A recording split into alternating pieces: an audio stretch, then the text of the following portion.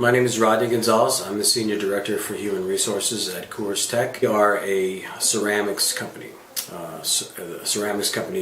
that builds ceramic products for the Defense Department. I'm responsible for hiring, for coaching and mentoring, for developing the people that work with our organization. I'm also responsible for compensation, for training and development, for succession planning. I began my career in human resources after I graduated from law school in 1995 when I took a position at Coors Brewing Company. And I worked with a company called the Mark Anthony Group. There I was the chief people officer for the organization. It was a beverage alcohol company based in North America. It operated out of Canada and the United States. I think what you'll find in the human resource field is that it is a profession that's dominated by women.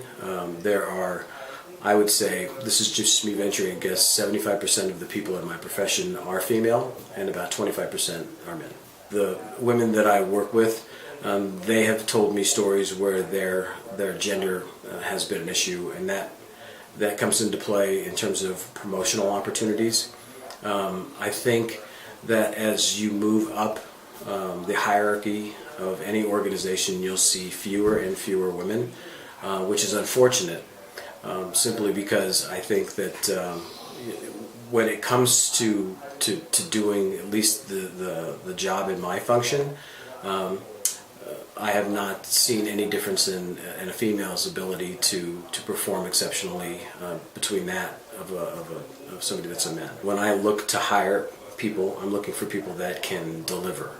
And simply because a woman is of childbearing age and may or may not take maternity leave to start a family, to be honest with you, if that person is the right person for the job, why wouldn't you be willing to not even consider whether or not she was going to have a child or not, simply because it's just a temporary delay in her ability to do her job. I think in a corporate company, females have a better opportunity to excel, simply because there are laws that require organizations to maintain a gender-neutral environment.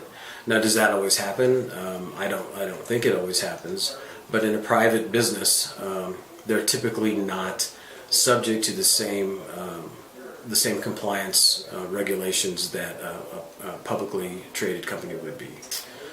In Canada versus the U.S., I think that Canada is a much less regulated country than the United States, and so therefore I think that there is less of a compliance issue and less of an opportunity for women to succeed. From a cultural perspective, though, I do think that Canadians are more willing to place women in positions of higher responsibility, simply just because of the culture that they come from. I would want to make sure that my workforce was gender neutral and diverse, because it would represent more of the people that I would be representing as a human resource person in the company. And it's a female dominated field. To be honest with you, I have never seen a situation where a female has been paid less. We have pay bands for a particular job, and our pay bands are basically governed by the level of experience that you have. Let's say, for instance, if you're an HR professional with 10 years and you're coming into a director level position, whether you're a male or a female, you're given credit for the 10 years that you've worked, and you're slotted appropriately into the band.